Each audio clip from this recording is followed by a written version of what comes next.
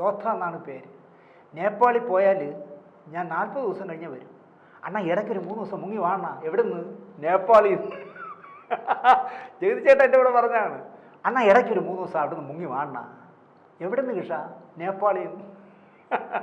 ഇങ്ങനെ എന്താ പറയുക, ആരുടെ പടത്തിലും നോ പറയാതെ വരുന്ന മനുഷ്യനാണ് അമ്പിളിച്ചേട്ടൻ.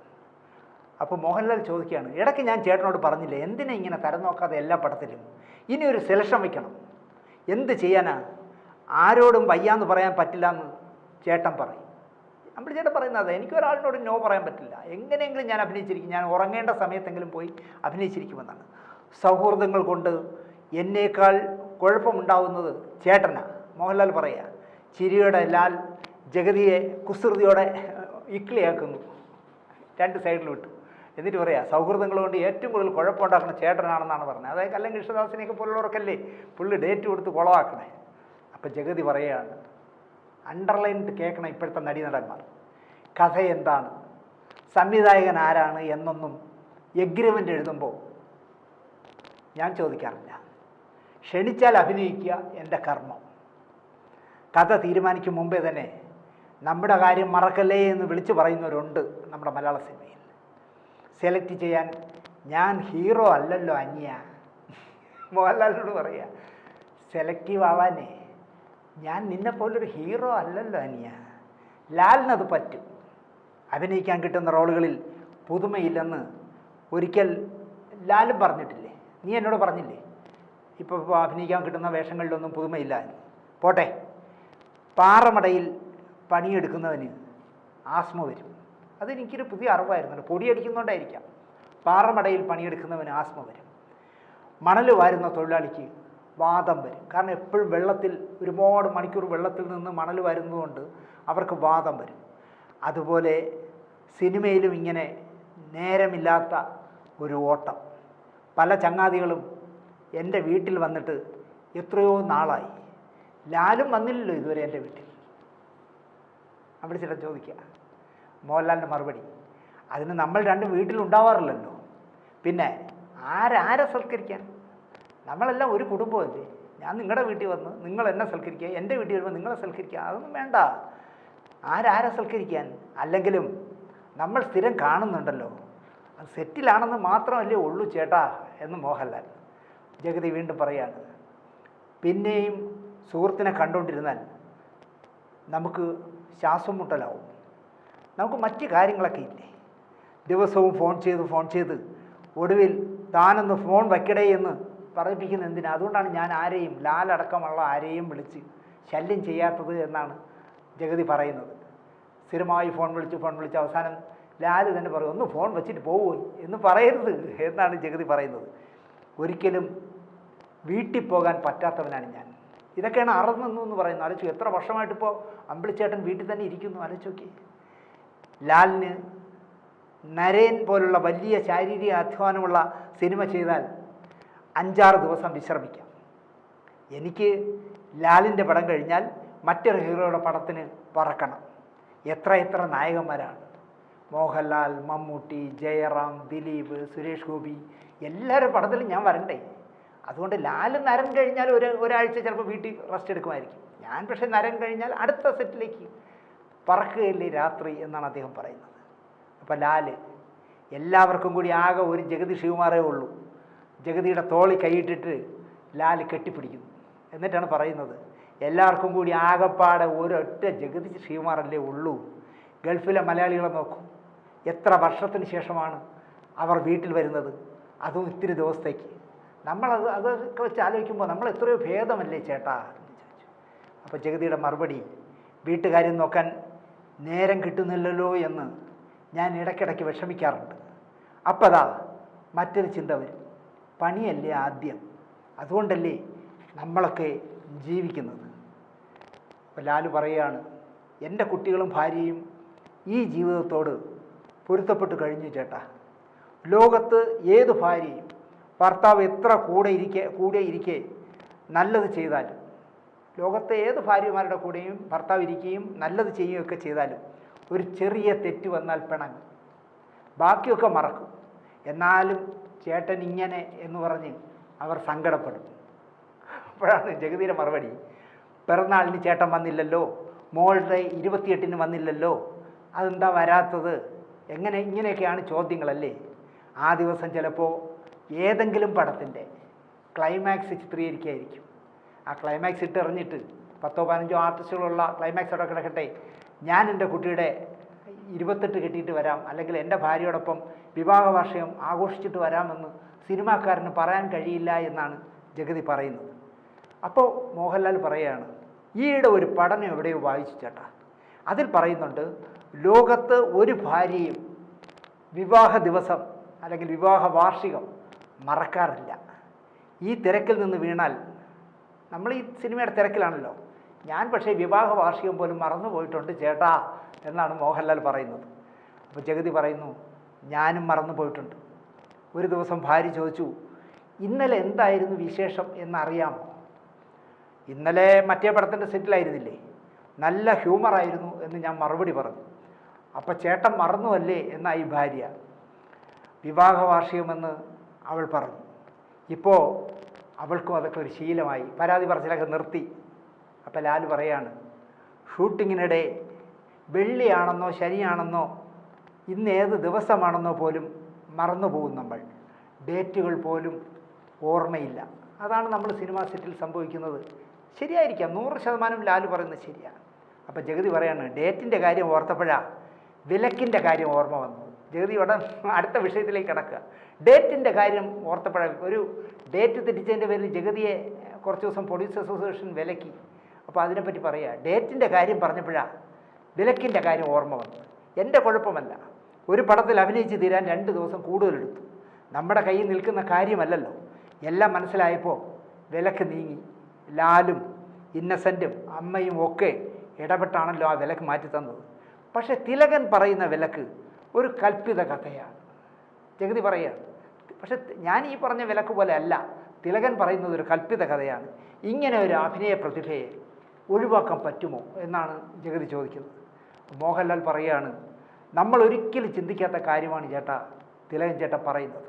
3-4 പേർ തിരുവനന്തപുരത്ത് കൂടിയിരുന്ന് ആലോചിച്ചുറപ്പിച്ചാൽ തിലകൻ ചേട്ടനെ ഒഴിവാക്കാൻ ഒക്കുമോ?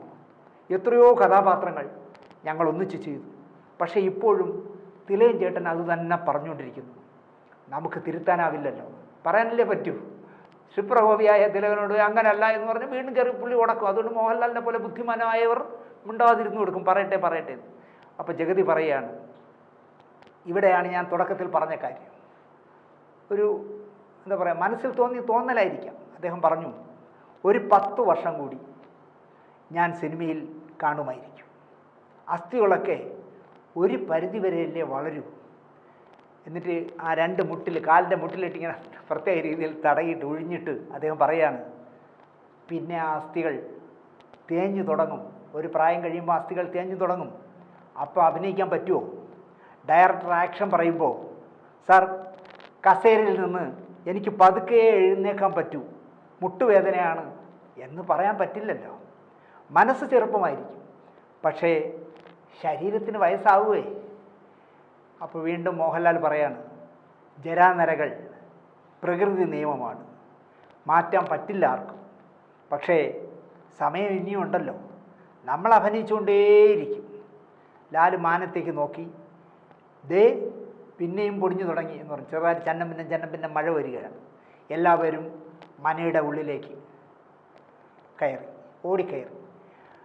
അന്ത്യവെയിലേറ്റ് കിടക്കുന്ന മുറ്റത്തും തൊടിയിലുമൊക്കെ ആർത്തിരമ്പി തുലാമഴ നൃത്തം വച്ച് തുടങ്ങി. ജഗതിയെ നോക്കി ലാൽ ആ പഴയ പാട്ടുപാടി, പടകാളി ചണ്ടിച്ചങ്കരി. യോദ്ധയിലെ മനോഹരമായൊരു പാട്ടുണ്ടല്ലോ, AR റഹ്മാൻ സംഗീതം കൊടുത്തത്, പിച്ചു തിരുമല എഴുതിയത്, MG ശിവകുമാറും യേശുദാസും പാടിയത്. ആ പാട്ട് ഈ മഴ പെയ്യുന്നതിനിടയിൽ മോഹൻലാൽ ജഗതിയെ നോക്കി പാടി. തീർച്ചയായിട്ടും ജഗതി ശിവകുമാർ മോഹൻലാൽ കോമ്പിനേഷൻ നമ്മുടെ പ്രേക്ഷകർക്ക് എന്നും ഒരു അമൃതയത്ത് പോലെയായിരുന്നു. അവർ തമ്മിൽ അഭിനയിച്ച ഒരു സിനിമയും നമ്മളെ എന്താ പറയുക ബോറടിപ്പിച്ചിട്ടില്ല. ഇപ്പോൾ അരമരം കിന്നരം എന്ന് പറഞ്ഞ പടത്തിലൊക്കെ എന്താ പറയുക, ഇങ്ങനെ കേണല്ലോ അങ്ങനെ എന്താണല്ലോ ജഗതി വാളൊക്കെ കൊണ്ട് കിടക്കുന്നത്. അയാളുടെ മകളെ ഡ്രൈവറായിട്ട് വന്നിട്ട് ഡ്രൈവറല്ല മുതലാളിയാണെന്ന് പറഞ്ഞ് പ്രേമിക്കുന്ന സബ്ജക്റ്റല്ലേ. ഓ അതിലൊക്കെ താങ്ക്സ് എന്നൊക്കെ വിളിച്ചിട്ട് ലളിതശ്രീയെ ജഗതി വിളിക്കുന്നതൊക്കെ ഇപ്പോഴും ആലോചിച്ചാൽ, അതുപോലെ കുതിരോട്ടം പപ്പുമായിട്ട് ജഗതിയുടെ വാൾഫൈറ്റ്, ട്രിവാൻഡ്രം ക്ലബിനകത്തുള്ള വാൾഫൈറ്റ്, അങ്ങനെ നോക്കിയാൽ മോഹൻലാലും ജഗതിയുമായിട്ടുള്ള താളവട്ടം തന്നെ എടുത്ത് നോക്കും. മോഹൻലാലിൻ്റെ ഡ്രസ്സൊക്കെ ഇട്ട് അവിടുത്തെ സെക്യൂരിറ്റിക്കാരനായ ജഗതിയെ കട്ടിൽ പിടിച്ച് കിടത്തി കൈക്കൂലി കൊടുത്തിട്ട് മോഹൻലാൽ മെഴുകുതിരി വാങ്ങിക്കാനായിട്ട് പുറത്തേക്ക് ഓടുന്ന രംഗം, സുകുമാരി ചേച്ചി വന്ന് മോഹൻലാലാണെന്ന് വിചാരിച്ചിട്ട് ജഗതിയുടെ ചന്തിക്ക് ഇഞ്ചക്ഷൻ വയ്ക്കുന്ന രംഗം, ഇങ്ങനെ. അതുപോലെ തന്നെ ഒരു ഓട്ടോറിക്ഷയിൽ വന്നിറങ്ങിയിട്ട് ജോലിയിൽ നിന്ന് പിരിച്ചു വിട്ട ശേഷം ഓട്ടോറിക്ഷയിൽ വന്നിറങ്ങി, ഞാൻ ഏത് ഷേപ്പിൽ തിരിച്ചു വന്നാലും എന്നെ കയറ്റിയിടത്ത് കൊണ്ട് വിടണം ഗഡോടെ എന്ന് ആട്ടോക്കാരനോട് പറഞ്ഞിട്ട് നേരെ കയറിച്ചെന്ന് സോമനോട് കയർക്കുന്ന രംഗം. 2 യുവമിഥുനങ്ങൾ യൂക്കാലിപ്റ്റസ് മരങ്ങൾക്കിടയിൽ കിടന്ന് എന്നൊക്കെ പറയുന്ന അവസാനം സോമേട്ട ഒരു അടി അടിച്ചു കൊടുക്കുമ്പോൾ, ചെകിട്ടത്ത് ഒരു അടി അടിക്കുമ്പോൾ ആ അടി കൊണ്ട ശേഷം വളരെ സീരിയസ് ആയിട്ട് താങ്ക് യു സാർ എന്ന് പറഞ്ഞ് നടന്നു പോകുന്ന ജഗതി. ഓഹ്, പ്രകൃതി വല്ലാത്ത ക്രൂരതയാണ് നമ്മൾ കാണിച്ചത്. ഈ കഴിഞ്ഞ ഒരു 10-15 വർഷക്കാലം ജഗതി ഇല്ലാത്ത മലയാള സിനിമ. ജഗതി ശ്രീകുമാർ ഉണ്ടായിരുന്നെങ്കിൽ എത്ര അനശ്വരമായ കഥാപാത്രങ്ങൾ നമുക്ക് വീണ്ടും വീണ്ടും വീണ്ടും വീണ്ടും കിട്ടിയെന്നെ. പ്രകൃതി സമ്മതിച്ചില്ല. എനിക്ക് തോന്നുന്നു വർഷങ്ങളോളമായി ജഗതി ചേട്ടൻ ഇത് പറഞ്ഞതുപോലെ ഒരു ദിവസം 3 മണിക്കൂറോ 4 മണിക്കൂറോ കഷ്ടിച്ച് ഉറങ്ങാൻ കിട്ടുന്ന അത്രയും തിരക്കോട് തിരക്കിൽ നിന്നപ്പോൾ ദൈവത്തിന് തോന്നിക്കാണും, ഇനി അമ്പിളി കുറച്ച് ദിവസം ഉറങ്ങി, നന്നായിട്ട് ഉറങ്ങി നല്ല ഭക്ഷണം കഴിച്ച് വീട്ടിൽ റെസ്റ്റ് എടുക്കട്ടെ എന്ന് തോന്നിക്കാണും. കാരണം ഒരു 2 തലമുറ ഉറങ്ങാനുള്ളത് അദ്ദേഹം നഷ്ടപ്പെടുത്തി. ആ വലിയ കലാകാരൻ എന്താ പറയുക, ജീവിതത്തിലേക്ക് തിരിച്ചു വന്നെങ്കിലും ക്യാമറയുടെ മുന്നിലേക്ക് ഇനി തിരിച്ചു വരുമെന്ന് എനിക്ക് വിശ്വാസമില്ല. എന്നാൽ പോലും നമ്മളൊക്കെ ഞാൻ ഇതുവരെയും രോഗബാധിതന് ശേഷം അമ്പിളിച്ചേട്ടനെ വീട്ടിൽ പോയി കണ്ടിട്ടില്ല. എന്നാൽ അദ്ദേഹത്തിൻ്റെ മകനെ വിളിച്ചിട്ട് ഞാൻ അമ്പിളിച്ചേട്ടനെ കാണാനായി പലർക്കും ദിവസം ടൈം ഏർപ്പാട് ചെയ്ത് കൊടുത്തിട്ടുണ്ട്.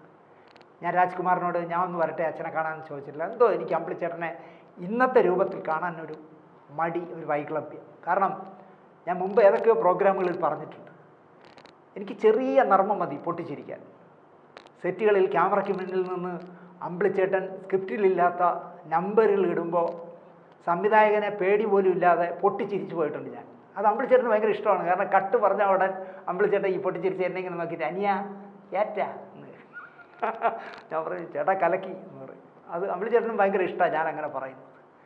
അങ്ങനെ ജീവിതത്തെ കൊണ്ട് നടന്ന ഏത് പ്രശ്നങ്ങളിലും എന്താ പറയുക, നർമ്മഭാവനയോടെ സംസാരിക്കുന്ന, എന്നാൽ വളരെ അർത്ഥോക്തിയോടെ സംസാരിക്കുന്ന.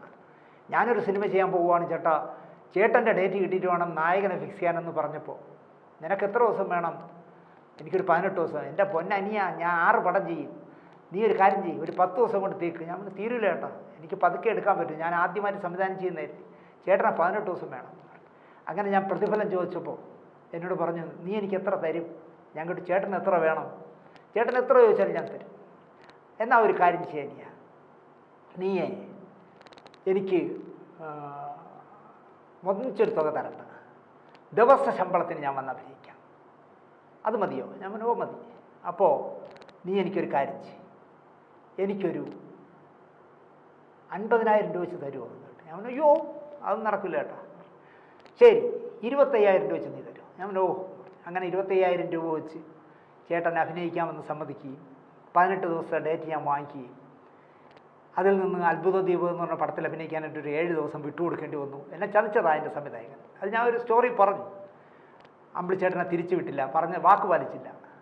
3 ദിവസത്തേക്കൊന്നും പറഞ്ഞ് വിളിച്ചുകൊണ്ട് പോയിട്ട് 7 ദിവസമായിട്ട് വിട്ടില്ല. അവസാനം ഞാൻ എൻ്റെ ഒറിജിനൽ സ്വഭാവം ഇറക്കിയപ്പോഴാണ് അത്ഭുത ദ്വീപിൻ്റെ കർണാടകയിലുള്ള ഏതൊരു കടലിൻ്റെ തീരത്തു നിന്ന് അദ്ദേഹത്തെ പറഞ്ഞു വിട്ടത്. അല്ലെങ്കിൽ അമ്പിളിച്ചേട്ടനെ ഞാൻ 6 മാസം വീട്ടിൽ ഇരുത്തുമെന്ന് ഞാൻ അമ്പിളിച്ചേട്ടനെ വിളിച്ചു പറഞ്ഞു. 6 മാസം വീട്ടിൽ ഇരുത്തും, എൻ്റെ പടം ഇറങ്ങാതെ ഈ അത്ഭുത ദ്വീപ് ഇറക്കിയില്ല, അതിന് ഞാൻ നിയമ നടപടികൾ സ്വീകരിക്കുമെന്ന് പറഞ്ഞു. ഞാൻ ഫിലിം ചേംബറിന് കേസ് കൊടുക്കാൻ തീരുമാനിച്ചു, ഫെഫ്കയ്ക്ക് കേസ് കൊടുക്കാൻ തീരുമാനിച്ചു. അങ്ങനെ മൊത്തം കുളവാക്കാൻ തീരുമാനിച്ചു. അമ്പിളിച്ചേട്ടൻ കൃത്യമായിട്ട് വരികയും ചെയ്തു. അങ്ങനെ 18 ദിവസത്തിൽ 7 ദിവസം വരും, 11 ദിവസമാണ് എൻ്റെ സിനിമയിൽ അമ്പിളിച്ചേട്ടൻ അഭിനയിച്ചത്. അപ്പോൾ ശരിക്കും പറഞ്ഞാൽ 3 ലക്ഷം രൂപ കൊടുക്കേണ്ടി വന്നില്ല, 2,70,75,000 രൂപയാണ് കൊടുക്കേണ്ടി വരുന്നത്. ഷൂട്ടിംഗ് തീരുമ്പോഴേക്കും അമ്പിളിച്ചേട്ടന് ഞാൻ പിന്നെ 50,000 രൂപ എന്തോ കൊടുക്കാനുണ്ട്. ചിത്രാഞ്ജലിയിൽ ഡബ്ബിങ് കഴിഞ്ഞ് അമ്പിളിച്ചേട്ടൻ കാറ് കയറാൻ നേരത്ത് ഞാനൊരു കവർ കൊണ്ടുവന്ന് കൈ കൊടുത്തു. അനിയ എത്ര ഉണ്ട് ഇതിൽ? ഞാൻ പറഞ്ഞു 50,000 ഉണ്ട്, ബാക്കി ഒരാളുടെ. ഇത്രേ ഉള്ളൂ അല്ലേ? അവൻ ഇത്രേ ഉള്ളൂ, ചേട്ടൻ പറഞ്ഞ പൈസയാണ്, ഞാൻ കുറച്ചൊന്നുമില്ല, അതെനിക്കറിയാം, നീ കുറയ്ക്കില്ല. ഒന്നും മടിക്കാതെ അതിൽ നിന്ന് 25,000 രൂപ എടുത്ത് തിരിച്ചു തന്നു. ഞാൻ നിന്നെ ഒരുപാട് ബുദ്ധിമുട്ടിച്ചു. ഞാൻ ഇല്ല ഇല്ല ഏട്ടാ, ഇല്ല, അല്ല ബുദ്ധിമുട്ടിച്ചു. ഒരു തുടക്കക്കാരൻ എന്നുള്ള നിലയ്ക്ക് നീ വാങ്ങിയ ഡേറ്റ് ഞാൻ നിൽക്കണമായിരുന്നു. അത് പോട്ടെ, എന്തായാലും നീ അത് സന്തോഷത്തോടെ പരിഹരിച്ചു. ഇത് നിൻ്റെ ഇരിക്കട്ടെ എന്ന് പറഞ്ഞാൽ എനിക്ക് 25,000 രൂപ തിരിച്ചു തന്നിട്ട് കാറിൽ കയറി എന്നെ ഒരു ചിരിയോടെ എന്നെ നോക്കിയിട്ട് കാറിൽ കയറിപ്പോയ അമ്പിളിച്ചേട്ടൻ ഇപ്പോഴും എൻ്റെ മനസ്സിലൊരു നോവുന്ന നൊമ്പരമാണ്. ആ അമ്പിളിച്ചേട്ടനും മോഹൻലാലുമായിട്ട് ഗീവ് ആൻഡ് ടേക്ക്, കൊടുക്കൽ വാങ്ങലുകൾ പോലെ ഗൃഹലക്ഷ്മിക്ക് വേണ്ടി സംസാരിച്ച 10-15 വർഷം മുമ്പ് സംസാരിച്ച ആ ഇൻ്റർവ്യൂ, 18 വർഷം മുമ്പ് സംസാരിച്ച ആ ഇൻ്റർവ്യൂ എനിക്ക് ഭയങ്കരമായിട്ട് ഇഷ്ടം തോന്നിയതുകൊണ്ടാണ് ഞാനൊരു പ്രോഗ്രാമായിട്ട് അവതരിപ്പിച്ചത്. നിങ്ങൾക്കും അത് ഇഷ്ടമായി കാണുമെന്ന് വിശ്വസിക്കുന്നു. നന്ദി, നമസ്കാരം.